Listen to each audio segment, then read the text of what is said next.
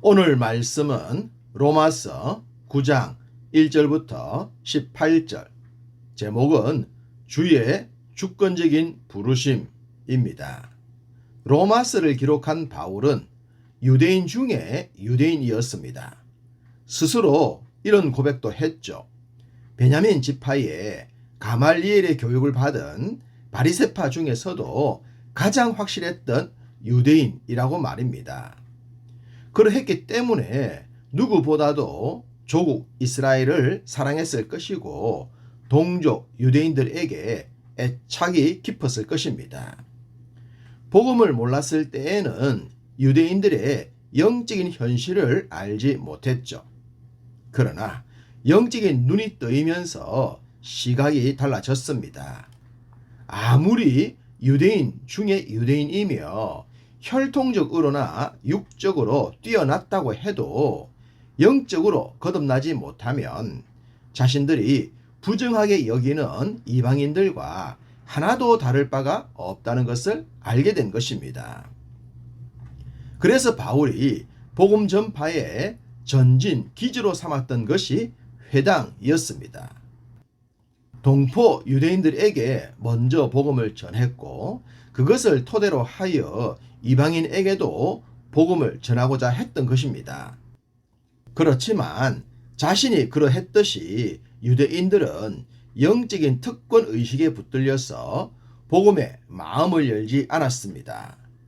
마음을 열지 않은 것에서 끝나지 않고 오히려 복음 전하는 자들을 해하려 했죠. 자신이 한때 그러했던 것처럼 말입니다. 이런 유대인들의 내적 상황을 누구보다 잘 알았던 바울은 이방인들을 위한 사도로 불림을 받았지만 유대인들을 외면할 수는 없었습니다. 그가 얼마나 동족 유대인들에게 애정을 갖고 있었는지를 한눈에 보여주는 내용이 이 말씀입니다. 3절, 나의 형제 곧 고륙의 친척을 위하여 내 자신이 저주를 받아 그리스도에게서 끊어질지라도 원하는 바로라. 동족을 주께로 돌아오게 할 수만 있다면 자신의 생명을 희생할 수 있겠다고 했습니다. 이런 고백은 아무나 할 수 있는 것이 아닌 것으로 보입니다. 출애굽의 영으로 불리는 모세도 이런 고백을 한 적이 있습니다. 출애굽기 32장 32절. 그러나 이제 그들의 죄를 사하시옵소서. 그렇지 아니하시오면 원하건대 주께서 기록하신 책에서 내 이름을 지워버려 주옵소서. 그 어떤 사람들보다도 하나님의 마음을 깊이 깨달았던 자들만이 할 수 있는 고백으로 보입니다. 모세나 바울이 믿음의 큰 족적을 남긴 것도 이러한 마음이 있었기 때문이 아닐까 생각됩니다. 바울이나 모세의 특별하고도 특별한 고백, 그러나 이런 고백으로 인해 유대인들이나 사랑하는 이가 구원을 받을 수는 없습니다.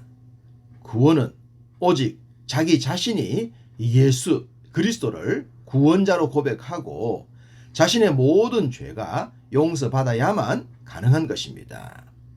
물론 이 속에 빼놓을 수 없는 하나님의 주권적인 섭리가 선행하지만 말입니다. 바울은 유대인들의 특별함에 대해 먼저 기술을 하고 있습니다. 4절과 5절에 이스라엘 사람, 양자됨, 영광과 언약들과 율법, 예배와 약속, 아브라함이라는 육신적 혈통, 그리고 하나님께 선택받은 백성이라는 특권들 말입니다. 하나님께서 과연 어떤 나라와 백성과 민족에게 이런 은혜를 베푸셨나요? 이스라엘 백성들, 즉 유대인들밖에 없습니다. 그러니 유대인들이 특별할 수밖에 없었고 그들이 특권 의식에 붙들린 것도 충분히 이해할 수 있는 대목입니다. 그러나 이 특권이 정말로 그들에게 축복이 되었는가 하면 그렇지 않다는 것이 핵심입니다. 바울은 이스라엘의 특권을 이야기한 후에 그 반대의 모습도 기록하고 있습니다. 6절과 7절에 이스라엘에게서 났다고 해서 다 이스라엘이 아니고 아브라함의 씨라고 해서 다 아브라함의 씨가 아니라고 말입니다. 그렇습니다. 사람이 혈통적 혹은 유전적으로 특별 대우를 받는다면 그것은 하나님의 실수라고 해야 할 것입니다. 사람이 어떻게 태어나는가 하는 것은 전적으로 하나님의 주권이기 때문입니다. 그 주권에 의해 인생의 길이 달라진다면 그것을 어떻게 의롭다고 할 수 있겠습니까? 바울은 이 부분을 역설한 후에 이렇게 말합니다. 8절 곧 육신의 자녀가 하나님의 자녀가 아니요 오직 약속의 자녀가 씨로 여기심을 받느니라. 약속의 자녀, 즉 예수 그리스도를 구주로 영접한 자들만이 하나님의 자녀가 된다고 했습니다. 하나님의 말씀을 믿음으로 아멘하고 그 뜻대로 사는 자들을 의미합니다. 자신의 생각과 경험과 할 수 있음을 내려놓고 주의 인도하심에 자신을 맡기는 의지적 결단이 참 하나님의 자녀로 인정을 받게 되는 것입니다. 바울은 9절과 13절에 이삭과 리브가의 자녀 에서와 야곱에 대해 말합니다. 하나님은 에서와 야곱이 태어나기 전부터 이미 그들의 삶을 선택하셨다고 했습니다. 조금 전 말씀드린 것처럼 만약 우리가 태어나기 전부터 삶이 결정되어 버린다면 그것은 우리의 책임이 아니라고 했죠. 이 말씀을 그렇게 볼 수도 있겠습니다만 주의 말씀의 의도를 분명하게 이해해야 합니다.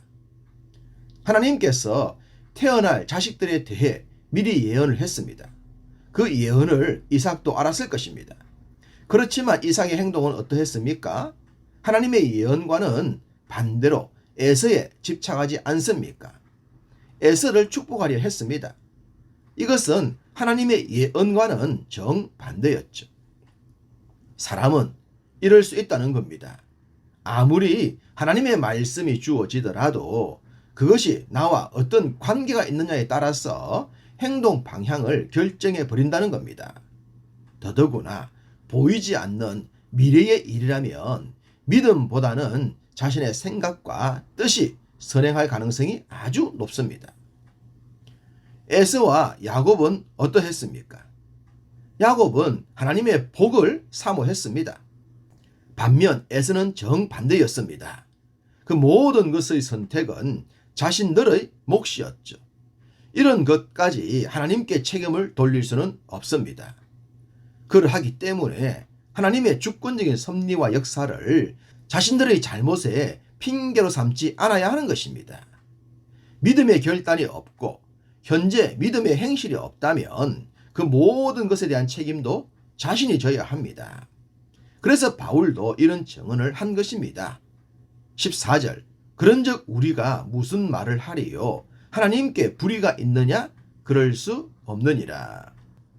사회에서 범죄한 자들이 핑계대는 것을 많이 보게 됩니다. 교육을 받지 못했다거나 돌봄을 받지 못했다 혹은 일할 기회가 주어지지 않았다는 등등의 이유로 인해 죄를 범할 수밖에 없었다고 말입니다. 충분히 그들의 입장을 이해하지만 그렇다고 해서 그들의 죄를 합리화할 수 있겠습니까? 불가하죠.